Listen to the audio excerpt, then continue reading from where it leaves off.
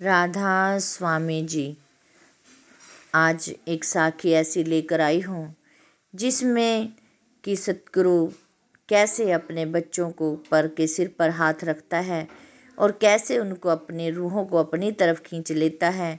सुनते हैं इस साखी में। और इस चैनल को भी ज़रूर सब्सक्राइब करना और इसके साथ भी जुड़े ज़रूर रहना। एक परिवार था, उसमें उनकी 2 बेटी थी और एक बेटा था। परिवार बहुत ही अच्छी तरह से सत्संग से जुड़ा हुआ था, नामदान लिया हुआ था, सेवा पर भी जाते थे, सत्संग पर भी जाते थे।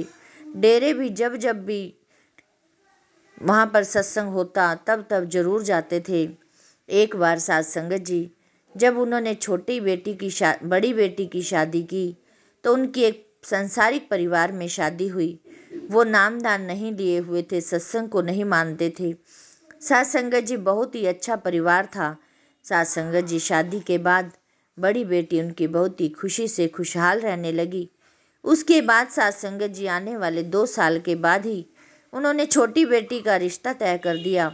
साध संगत जी वही हुआ कि वो भी संसारी था, लेकिन साध संगत जी जो बड़ी बेटी थी उनका परिवार माता जी को मानता था, माता को साध संगत जी, लेकिन वो इन चीज़ों से दूर थे। ना ही उनके घर में कोई ऐब था, ना ही किसी चीज़ की बुरी आदत थी, फिर भी लड़की खुशहाल रह रही थी।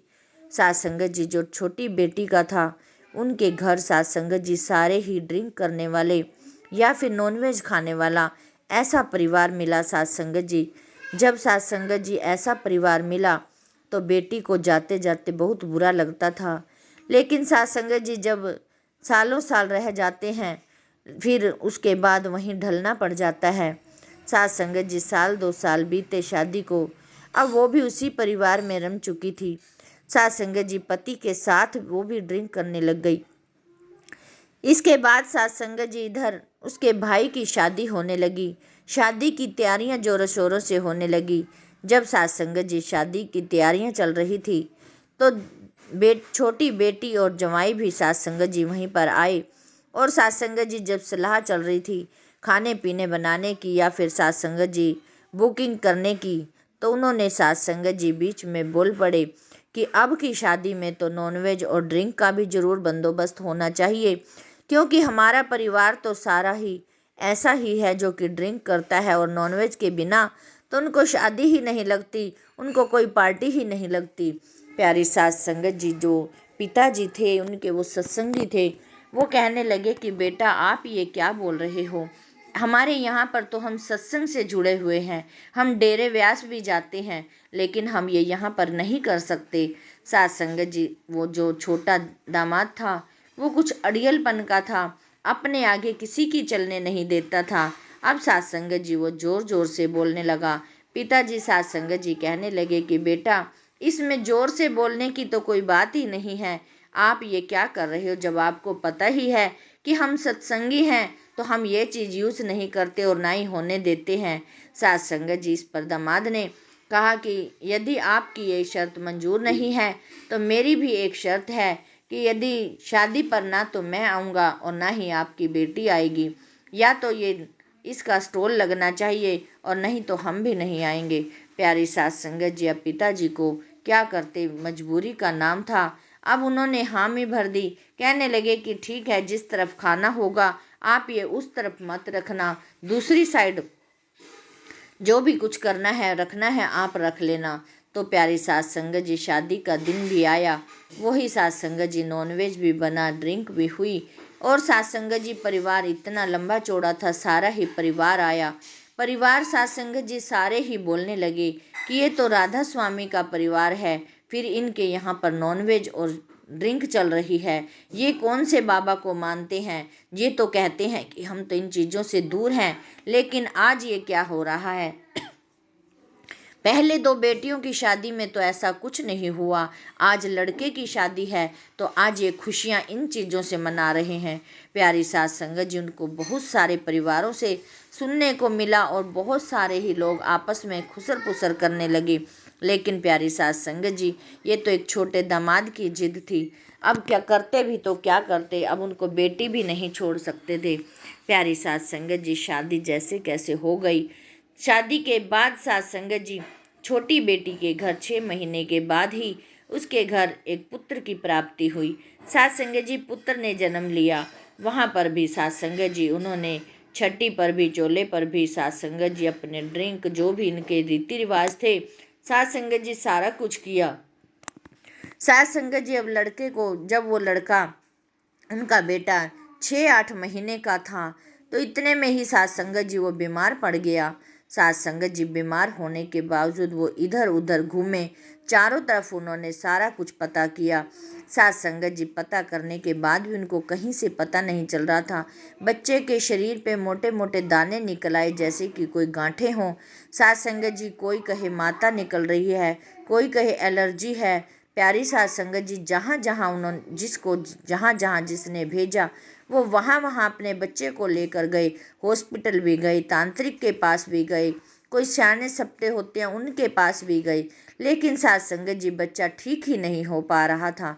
करते करते सात संगत जी बच्चे का इलाज करते करते इनको 7-8 महीने लग गए, लेकिन बच्चा ठीक ही नहीं हो पा रहा था।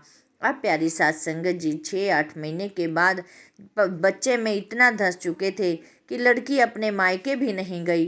प्यारी सात संगत जी लड़की फिर सोचा कि एक दिन अपने माँ के घर होकर आती हूँ। प्यारी सात संगत जी दामाद और बेटी अपने बच्चे के साथ मायके गए। सात संगत जी वहाँ पर सारे बैठे हुए थे, तो सात संगत जी लड़की जो थी वो रोने लगी, कहने लगी कि माता जी, कि मेरी बेटे को बहुत ज़्यादा दिक्कत चल रही है और मैं 7-8 महीने से हॉस्पिटलों के चक्कर काट रही हूँ। जहाँ भी मुझे कोई कह रहा है मैं वहीं जा जाकर इसका इलाज कर रही हूँ। मैंने कोई पंडित नहीं छोड़ा, कोई मस्जिद नहीं छोड़ी, सारी जगह जहाँ जिसने कहा मैं वहीं पर ही गई, पहाड़ों पर भी गई, सारा कुछ किया, लेकिन मेरा बेटा ठीक नहीं हो पा रहा। प्यारी सात संगत जी बातें करते करते दामाद की भी आंखों में आंसू थे और बेटी की आंखों में भी आंसू थे।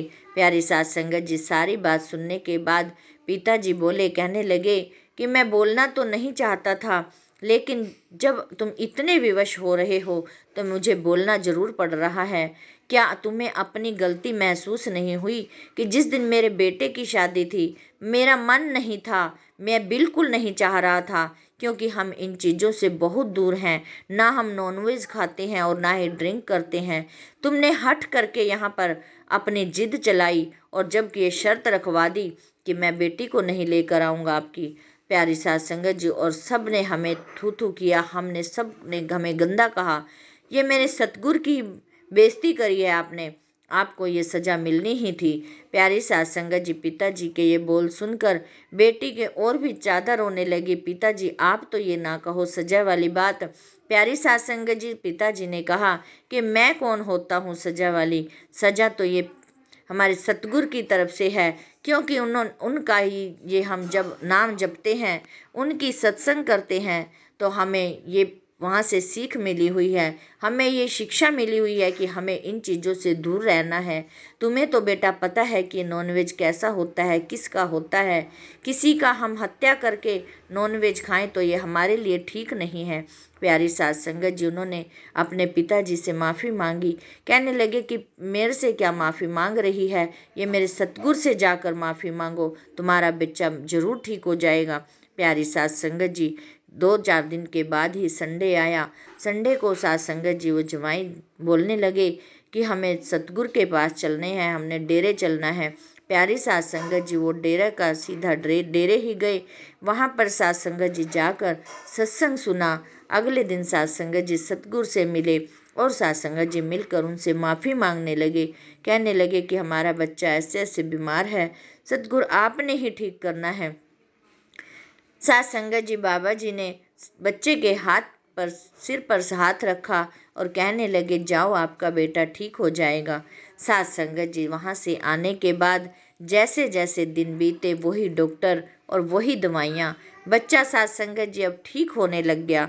ठीक होते होते सात संगत जी अब इनकी भी आंखें खुल गई कि हम कैसे, हमने गुरु की निंदा करी, हमने कितनी बुराइयां करी, हम सतगुरु के साथ प्यारी साध संगत जी, उस दिन के बाद उनका विश्वास बनता चला गया। अब साध संगत जी वो कुछ कुछ टाइम बाद सत्संग पे भी जाने लगे। जैसे जैसे सत्संग की तरफ गए वैसे वैसे उनका नाम दान लेने का भी विचार बन गया। नाम दान लेकर साध संगत जी पूरा परिवार सतगुरु के साथ जुड़ गया। आओ प्यारी साध संगत जी, सतगुरु की सिखलाई है, जिस रूह को साध संगत जी उसने लेना है, अपने साथ ले जाना है, अपने साथ रखना है, तो उस रूह को वो अपने आप ही मिला लेता है, चाहे वो कोई भी बहाना हो, कैसा भी हो।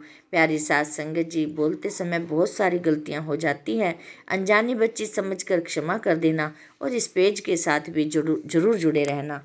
राधा स्वामी जी।